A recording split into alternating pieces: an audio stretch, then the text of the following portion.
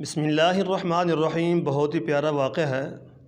فرمان نبوی صلی اللہ علیہ وسلم، اللہ تعالیٰ کے محبوب فرماتے ہیں کہ اللہ تعالیٰ اپنے محبوب بندوں کو 4 چیزیں عطا فرماتا ہے۔ نبی کریم صلی اللہ علیہ وسلم کا فرمان ہے، وہ 4 چیزیں ایسی ہیں جو اللہ تعالیٰ اپنے محبوب بندوں کے سوا کسی اور کو عطا نہیں فرماتا۔ نمبر 1، خاموشی۔ یہ بہت بڑی عبادت ہے خاموش رہنا۔ نمبر 2، اللہ تعالیٰ کی ذات پر توکل کرنا۔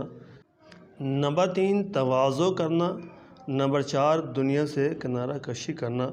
یہ اللہ پاک اپنے محبوب بندوں کو ہی عطا کرتا ہے۔